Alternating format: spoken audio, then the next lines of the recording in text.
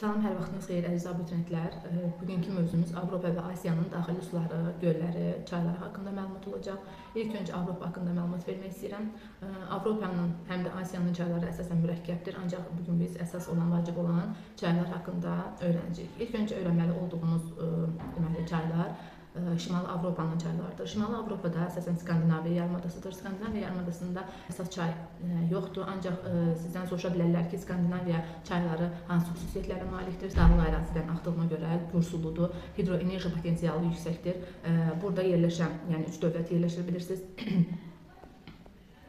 Deməli, Norveç, İsveç və Finlandiya bu dövlətlərdə hidroenerji potensialı yüksəkdir. Həmçinin bu çaylar hündürdən axdığına görə bol suludur, gür suludur və ağac axıdılmasında istifadə olunur. Belə ki, Şimal-Şərq qurşağına aid olan Skandinaviya yarımadası burada ağaclar kəsilir və bu çaylar vasitəsilə axıdılaraq Mənsəbə doğru gətirilir. Skandinaviya çaylarından başqa əsasən onlar Şimal Buzlu Okean hövzəsinə aid edilir. Bizim indi öyrənməli olduğumuz Orta Avropa regionunun çaylarıdır. Orta Avropa regionunun çaylarından əsas Sena çayıdır. Baxın, gördüyünüz Sena çayı La-Manş boğazına tökülür. Sena çayı paytaxtdan keçən, paytaxt Paris şəhərindən keçən çaylardan biridir. Belə ki, Fransanın paytaxtı Paris şəhərindən keçir. Sena çayı və La-Manş boğazına tökülür. Digər öyrənməli olduğumuz əsas 4 çay isə Reyn çayı, Elba çayı, Odra və Visla çaylarıdır. Bu çayların xüsusiyyətləri nədir?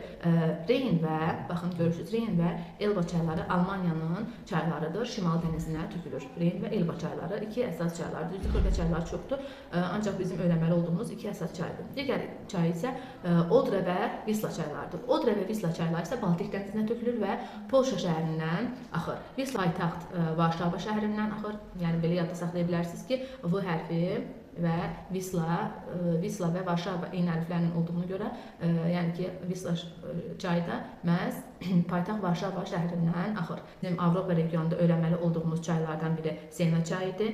Sena çayı Fransa ərazisindən paytaxtı Paris şəhərindən La-Manş boğazına tökülür, o da Atlantik okeanına aiddir. Daha sonra Reyn və Elba çayları Şimal dənizinə tökülür, Şimal dənizindən Atlantik okeanına aiddir, Almaniya ərazisindən axır. Digər Odra və Visla çayları isə Baltik dənizinə tökülür və Polşa ərazisindən axırır. Sena və Visla çaylarının ortaq cəhəti olaraq sizdən soruşsa nədir? Deyirsiniz ki, paytaxt şəhərindən axması götürürsünüz. Bu çayların xüsusiyyətləri əsasən mülayimin dəniz iqlim tipində yerləşdiyinə görə il boyu bol suludur, suvarmada istifadə olunmurlar, düzənlik çaylardır. Digər öyrənməli olduğumuz bir çay isə Temza çayıdır. Baxın, Böyük Britaniya ərazisindən axır, Şimal dənizinə tökülür. Temza çayının əsas xüsusiyyəti onun estuariyaya malik olmasıdır. Cənubi Avropa bilirsiniz ki, subtropik aralıq dəniz iqlim tipində yerləşir. Yayda isti və quru, qışda isə rütubətli olur. Çünki yayda tropik hava kütləsinə, qışda isə mülayim hava kütləsinin təsirinə məruz qalır. Bizim Cənubi Avropada aid olan çaylarımız əsasən Aralıq dənizinin hövzəsinə aiddir. Burada öyrənməli əsas çaylarımızdan isə İspaniya, baxın burada İspaniya yarımadasına aid olan çaylardır. Bu çaylar Taxo, Qvadalkiver, Dora, baxın bu çaylardır. Qvadalkiver və Taxo çayları tökülür Aralıq dənizinə, həmçinin Ebro çayı da tökülür Aralıq dənizinə. Daha sonra İtaliyanın şimalında Po çayıdır. Po çayı gördüyünüz kimi Adriatik dənizinə tökülür. Adriatik dənizinə tökülür və həmçinin Po çayı məşhur Padan ovalığının, İtaliyanın məşhur Padan ovalığını da formalaşmasına gətirib çıxarır. Bundan 4D çayları Dunay çayıdır, Dnestr çayı, Dnepr çayı və Don çayıdır.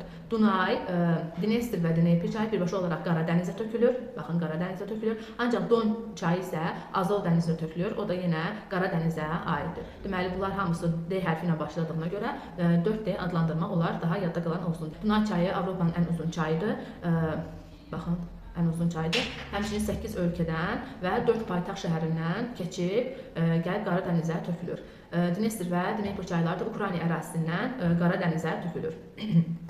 Avropanın çayları haqqında bu qədər. İndi isə Avropanın gölləri haqqında məlumat verək. Avropanın gölləri əsasən Avropanın şimalında göllərlə zəngindir. Bunun zəngin olma səbəbi isə Avropa, həmçinin Asiya və Şimali Amerika 4-cü dövrün buzlaşmasına məruz qalıb. Buzlaqların dağıdıcı fəaliyyəti nəticəsində karlar, sirklər, karlar və sirkli formalar yaranır. Yaradıcı fəaliyyət nəticəsində isə moren tirə və təpələri yaranır. Avropanın şimalında, Şimali Avropa, Skandinaviya yarımadasında göllərlə zəngindir. Bizim öyrənməli olduğumuz göllər, burada görürsünüz ki, Onega və Ladoga göllərdir. Onega və Ladoga gölləri Rusiyaya məxsusdur. Onega və Ladoga göllərini bir-biri ilə əlaqələndirən Sibir çayı var. Burada baxın, burada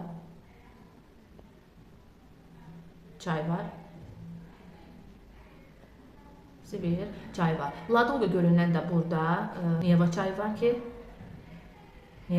ki, buradan Fin körfəzinə tökülür. Baxın, bura Fin körfəzidir. Oradan da Baltik dənizinə tökülür və Atlantik okeanı ilə əlaqələndirir. Yəni bu Onega, Ladoga göllərini Sibir və Neva çayı vasitəsilə Atlantik okeanına əlaqələndirir. Deməli, nə öyrəndik? Onega, baxın, Onega və baxın burada Onega və Ladoga gölləri aiddir Rusiyaya aiddir. Daha sonra Finlandiyaya aid olan şimalda İnari gölü, cənubda isə Sayma gölü. Bunlar aiddir Finlandiyaya.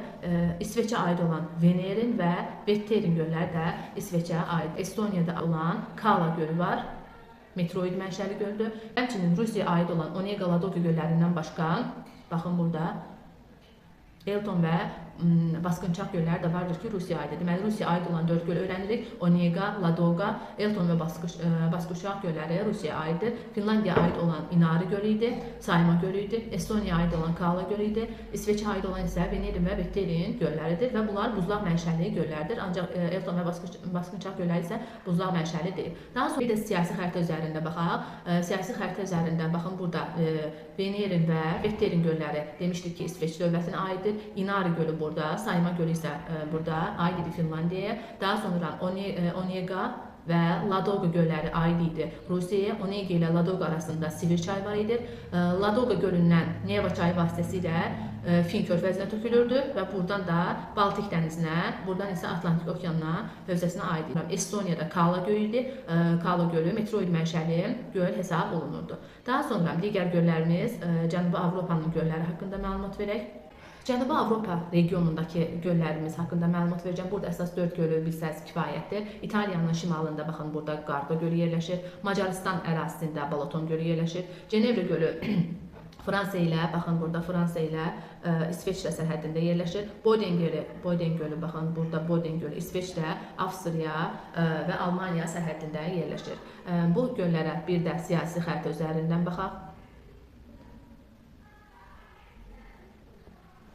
Baxın, Macaristanda dedik, baxın burada Macaristanda Balaton gölü yerləşir. İtaliyanın şimalında Qarda gölü yerləşir. Fransa ilə İsveçrə sərhəddində, baxın Fransa ilə İsveçrə sərhəddində Cenevra gölü yerləşir.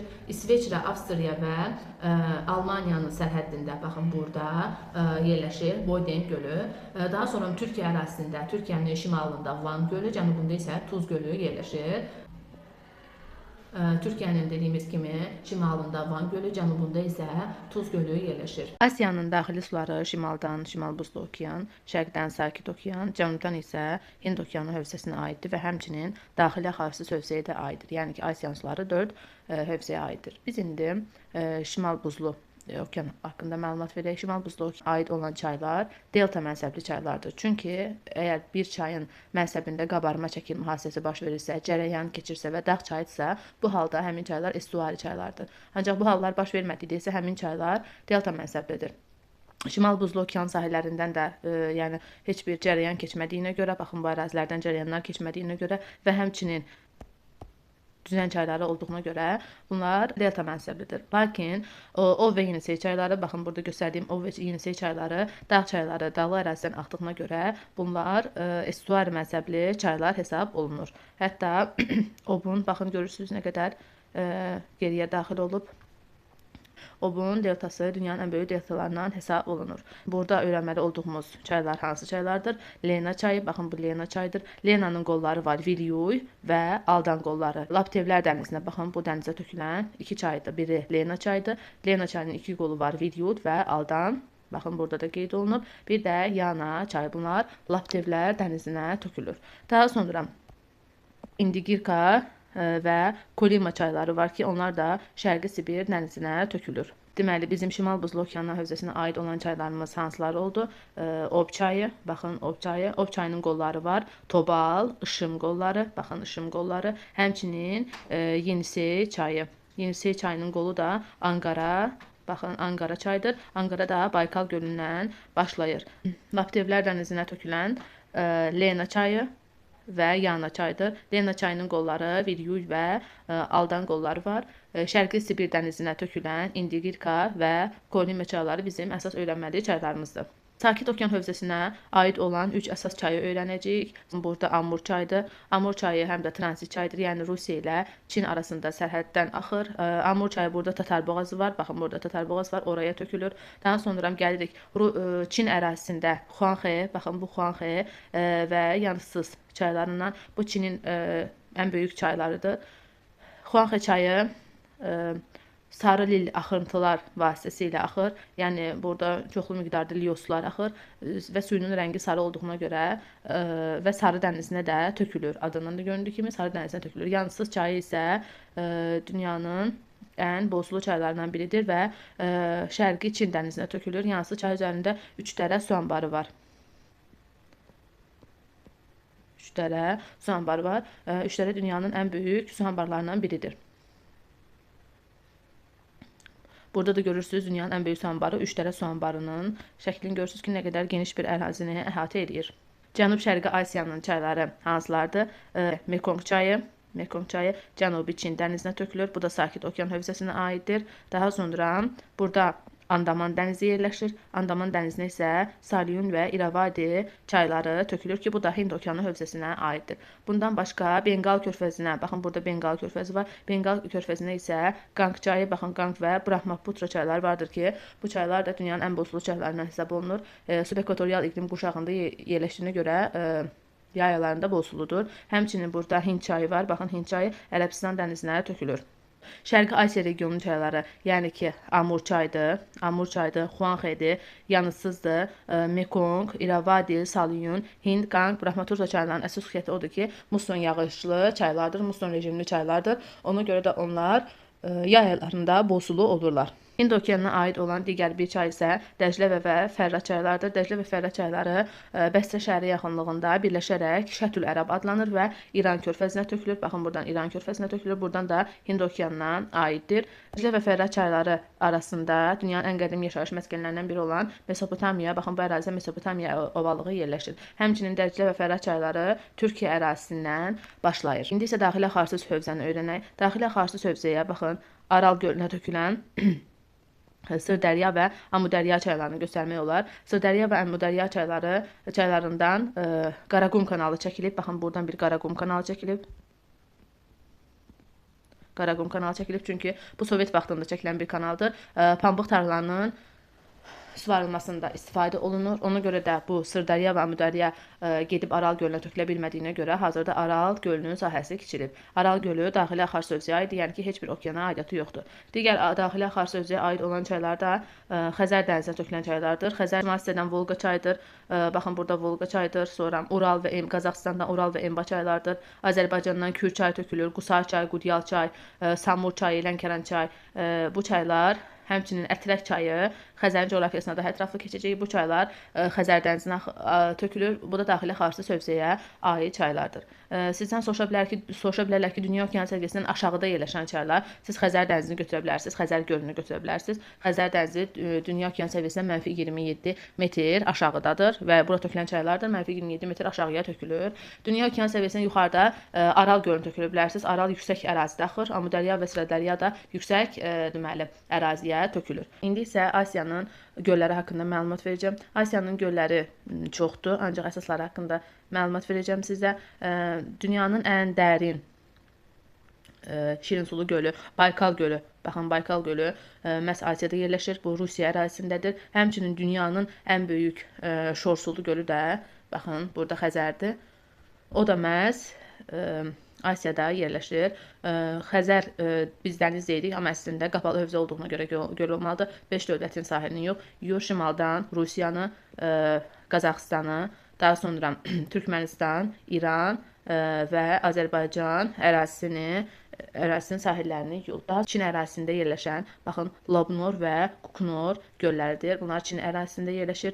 Türkiyə ərazisində Van və Tuz gölləri, həmçinin Rusiya ərazisində Elton və Baskılçaq gölləri də vardır ki, bunlar da Asiyanın göllərinə aiddir. Balxaş gölü var. Balxaş gölü Qazaxıstan və Rusiya sərhəddində yerləşir.